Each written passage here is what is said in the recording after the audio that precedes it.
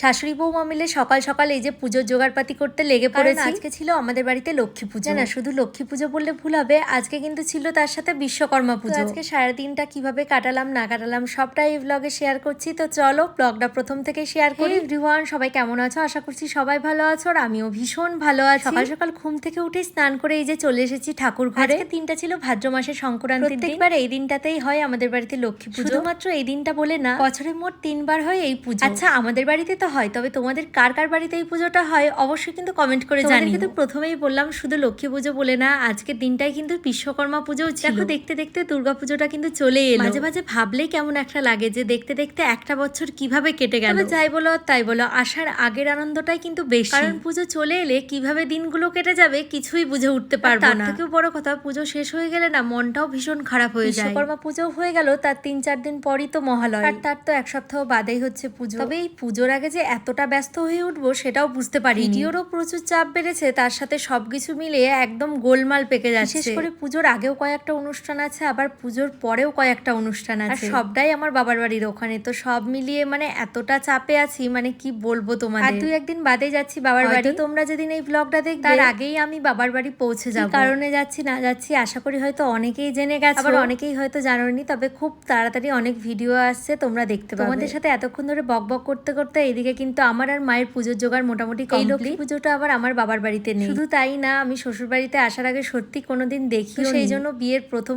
যখন এই পুজোর জোগাড়পাতিগুলো করতে যেতাম খুব ভয় লাগতো, মানে ওই ঠিকঠাক পারবো কি পারবো না সেই সব। তবে দেখো এই 1 বছরের মধ্যে কিন্তু অনেক কিছুই মোটামুটি শিখে গেছি। সবকিছু জোগাড়পাতি হয়ে গেলে এখন চলে এসেছি আলপনা দিতে। যদিও আমি খুব একটা ভালো আলপনা দিতে পারি না, তবে ওই একটু চেষ্টা করেছি। আর যতই যাই বলো, মার্বেলের উপরে আলপনা কিন্তু অতটা ফোটে না, লাল শানের উপরে ভালো লাগে। সেই জন্যই ওপরে কিন্তু খুব একটা বেশি আলপনা দিইনি। এই যে সদর দরজার সামনে একটু ভরাট করে আলপনা দেওয়ার চেষ্টা করেছি। আর ঠাকুর মশাই যেহেতু 10টার মধ্যেই আসার কথা ছিল, আর আমার যেহেতু শাড়ি পরা হয়েছিল না, তো সেই জন্যই আর কি সব আলপনা দেখাতে পারি, মানে তাড়াহুড়ো করে এই যে চলে এসেছি শাড়ি পরতে। আজকে আবার তোমাদের দাদা ভাই ওই টাইমে ছিল দোকানে। আর এই নতুন ছাপা শাড়ি একা একা পরতে কতটা অসুবিধা হয় সেটা আশা করি কাউকে আর বলতে হবে না। বেশিরভাগ সময় শাড়ি পরলে কিন্তু তোমাদের দাদা ভাই হেল্প করে। কিছুদিন ধরে ও একটু বেশি ব্যস্ত থাকছে, সেই জন্য ওকেও কিছু বলতে পারছি না। কিন্তু ছাপা শাড়ি পরার সময় ভেবেছিলাম ওকে হয়তো পাবো, কিন্তু বাড়িতে না থাকায় সেই সময় একা এই যে পরে নিয়ে জানি অতটা ভালো পারিনি। তবে একা একা না ছাপা শাড়ি পরতে খুবই কষ্ট হয়েছে। শাড়ি পরা তো হয়ে গেছে, এখন বসে পড়েছি আলতা পরতে। ছোটবেলা থেকে কিন্তু আলতা পরতে ভীষণ ভালোবাসি, যদিও এখন খুব একটা পরা হয় না, তবে পুজো পালের দিনগুলো কিন্তু একদমই মিস করি না। তোমরাও কারা কারা আমার মতো আলতা পরতে ভালোবাসো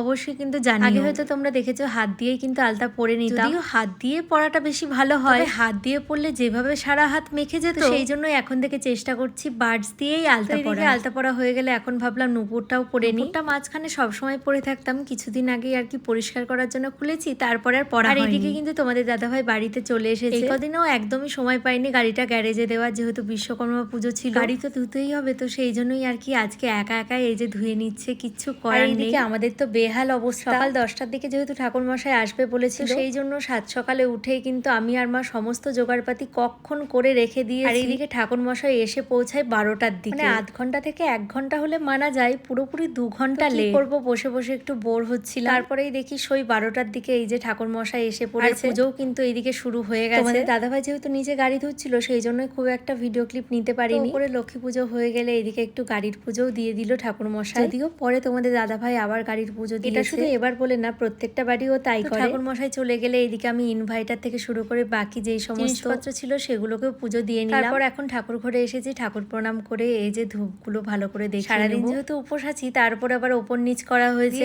এখন আর একদমই মনে হচ্ছে শরীর চলছে না। যাই হোক, সারা বাড়ি ধূপ দেখানো হয়ে গেলে প্রসাদ খেয়ে এই যে এখন বসে পড়েছি। প্রসাদ দিতে হবে সবাইকে, মানে পাড়ার সবাইকে এখন গিয়ে দিয়ে আসবো। কোপটিতে তো মোটামুটি তোলা হয়ে গেছে, অনেকটা পরেই আর কি ভিডিওটা অন করেছি। যেহেতু পাড়াতে অনেকগুলোই বাড়ি, তো বেশ অনেকবারই যেতে হয়েছে। প্রথম দুবার তো আমি আর অর্চনাদি গিয়েছি, আর পরের বার মা আর অর্চনাদি গিয়েছে, আমি আর পরের বার যাইনি। মানে সত্যি সেদিন আর একেবারেই শরীর চলছিল না, তার উপরে আবার বিকেলের দিকে ভিডিও শুট করা ছিল। তো যাই হোক, সব মিলিয়ে আজকে দিনটা শেয়ার করলাম, কেমন লাগলো জানিও।